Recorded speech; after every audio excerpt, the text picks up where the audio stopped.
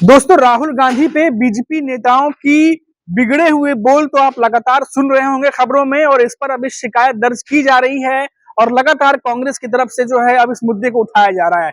ऐसा अभी हो ही रहा था कि एक और बीजेपी नेता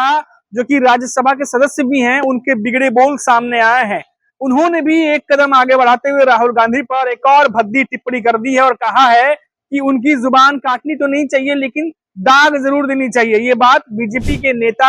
अनिल बोंडे ने कही है, जिसके बाद महाराष्ट्र की सियासत में जबरदस्त भूचाल और उबाल आया हुआ है और अब कांग्रेस के नेता जो है वो एक सुनने को तैयार अब नहीं है, जब तक कि इन लोगों पे कार्रवाई नहीं हो जाती। क्या है पूरा मामला, चलिए आपको विस्तार से बताते हैं। नमस्कार दोस्तों, मेरा नाम है मनीष कुमार सिंह और आप देख रहे हैं 4 PM महाराष्ट्र। दोस्तों, महाराष्ट्र में आपको याद होगा कि कुछ दिनों पहले ही एकनाथ शिंदे की जो शिवसेना है, उनके नेता हैं संजय गायकवाड़, उन्होंने क्या कुछ बयान दिया था।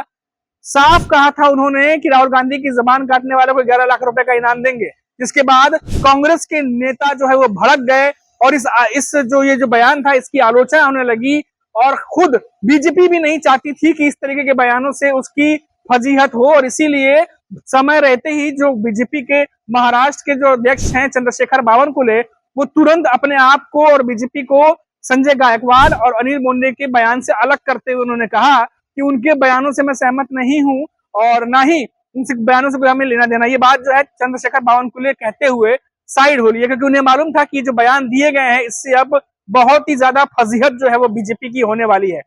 ये मैंने आपको बताई जो संजय गायकवाड़ ने कही थी, लेकिन जो ताजा जो खबर आ रही है अभी वो ये है कि वर्षा गायकवाड़ जो कांग्रेस की लीडर भी, उन्होंने भी ओम बिरला से शिकायत करके कहा है कि इन लोगों पे जल्द से जल्द कार्रवाई होनी चाहिए और इन्हें गिरफ्तार किया जाना चाहिए इनके इस भद्दे बयानों के लिए। आपको इसी ऐसी बता दें कि जो अनिल बोंडे हैं उनको वर्षा गायकवाड़ ने कहा है कि वो बोंडे नहीं गुंडे हैं जो इस तरीके के बयान जो है वो दे रहे हैं। और अब जो महाराष्ट्र में जितने भी कांग्रेस के नेता हैं उनमें काफी नाराजगी और गुस्सा है ये जो बयान दिया गया है। आपको बता दें कि जो अनिल बोंडे हैं उन्होंने अमरावती में ये बयान दिया जो खबर आ रही है। सोचिए आप, अमरावती, वही अमरावती जहां पर साल 2019 में नवनीत राणा जीती थी और उसके बाद 5 साल तक वो जो है वहां पे सांसद रही। फिर 2024 में बीजेपी के टिकट से लड़ रही थी और बीजेपी वहां पर हार गई। सोचिए, नवनीत राणा जिनका की पूरा हवा बना हुआ था वहां पर, और फिर से ये वहीं बैठ के अमरावती में राहुल गांधी के खिलाफ इस तरह का बयान दिए हैं, जबकि वहां पर अभी सांसद जो है बलवंत वानखड़े वो खुद कांग्रेस के हैं, यानी वहां की जनता ने जो नेता चुना वो कांग्रेस का चुना, और ये नेता बीजेपी के नेता वहीं अमरावती में बैठ करके राहुल गांधी के खिलाफ भद्दी और इस तरह की टिप्पणियां वो कर रहे हैं कि उनकी जुबान दाग देनी चाहिए। आप सोचिए, आपको बता दें कि ये तमाम जो मामले हैं, एक बार थोड़ा सा मैं आपको पहले ले चलता हूं, तो तमाम मामले हैं ये राहुल गांधी जब अमेरिका के दौरे पर थे तो उन्होंने कहा था कि कांग्रेस तब तक आरक्षण जो है वो खत्म करने की बात नहीं सोच सकती जब तक कि सबको समान अधिकार न मिलने लगे, सब एक लेवल पर ना आ जाए तब। लेकिन अभी मौजूदा स्थिति में वो जो है सिचुएशन नहीं हुई है। ये बयान उन्होंने दिया था, जिसके बाद कुछ नेता बिना सोचे समझे जो है कुछ भी बयान देने लगे, और जिस तरीके से ये बयान एक के बाद एक आए हैं इसको लेकर के अब पूरे देश भर में, न सिर्फ महाराष्ट्र में बल्कि पूरे देश भर में कांग्रेस के नेताओं में काफी ज्यादा रोष है। और हमने देखा कि कल जो है वो बीजेपी मुख्यालय पर कैसे भारी तादाद में कांग्रेस के जो कार्यकर्ता है वो पहुंचे थे और अपना विरोध प्रदर्शन जो है वो दर्ज कराया है। और इनमें से जो कई बीजेपी के नेता यूपी और दिल्ली से हैं, लेकिन जो दो नेता हैं इनमें और शामिल, जो अभी अनिल बोंडे भी इसमें शामिल हो गए हैं। इससे पहले संजय गायकवाड़ भी जो है उन्होंने जुबान काटने की बात को लेकर के जो है वो सुर्खियों में आया था। आपको बता दें कि संजय गायकवाड़ जो है वो इन्होंने अभी पहली बार ऐसा बयान नहीं दिया, इससे पहले भी इनका नाम सुर्खियों में आया था। अभी कुछ दिन पहले जब बदलापुर की घटना, आपको याद होगा कि बदलापुर की घटना जो सामने आई थी जहां पर यौन उत्पीड़न का मामला सामने आया था, उस पर भी संजय गायकवाड़ ने, जहां तक मुझे याद है, उन्होंने कहा था कि सीएम एकनाथ शिंदे को लेकर के जब एमबीए गठबंधन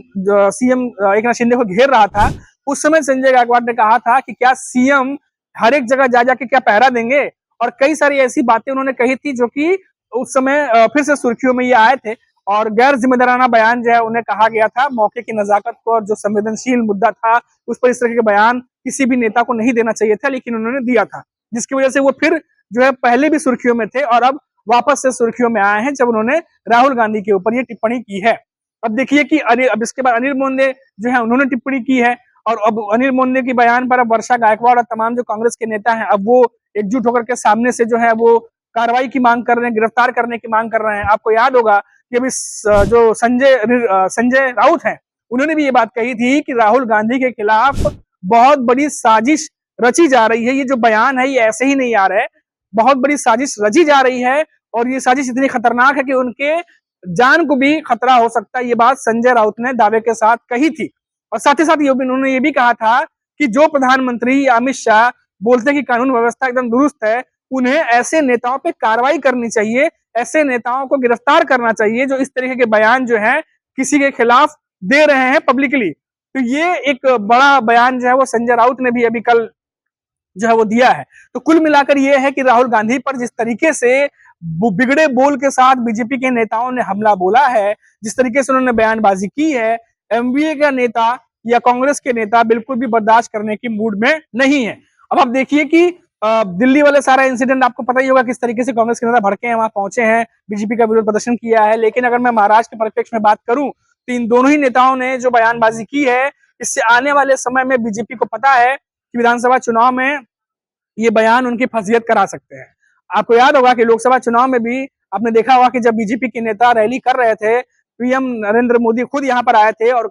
नेताओं की जो छोड़िए, जो महाराष्ट्र के नेता हैं वो तो खुद बदजुबानी कर ही रहे थे कई जगह पे, लेकिन जब पीएम नरेंद्र मोदी महाराष्ट्र आए थे तो उन्होंने भी अपने संबोधनों में कुछ ऐसी बातें कही थी शरद पवार के लिए, उद्धव ठाकरे के लिए, जो यहाँ के नेताओं और जनता को नागवार गुजरी थी और नाराजगी साफ देखने को मिली थी। जब असली शिवसेना, नकली शिवसेना और बेटे पुत्र की बात कर दी थी, नस्ल की बात कर दी थी, उसके बाद फिर शरद पवार के बारे में भी कुछ कहा था उन्होंने, उस दौरान काफी ज्यादा इन सब बातों पर चर्चा हुई थी। उसके बाद देखा गया कि कई सारे जो बयानबाजी हुई थी, खुद बीजेपी के नेता भी ये समझ रहे थे कि जो बयानबाजी गलत तरीके से चली गई, गलत डायरेक्शन में चली गई, वो भी कहीं ना कहीं कारण रही बीजेपी के लिए, महायुति के लिए महाराष्ट्र में करारी हार की लोकसभा चुनाव में। और अब आप देखिए कि पिछले कुछ दिनों से आपको याद होगा, ना ही अजीत पवार, ना ही एकनाथ शिंदे और ना ही देवेंद्र फडणवीस, ये तीनों ही नेताओं ने बहुत कोई ऐसी बयानबाजी नहीं की है जिससे कोई गलत मैसेज जाए या कोई कंट्रोवर्सी हो। तमाम जो नेता हैं, ये प्रमुख नेता फूंक फूंक का कदम रख रहे हैं, क्योंकि उन्हें पता है कि महाराष्ट्र में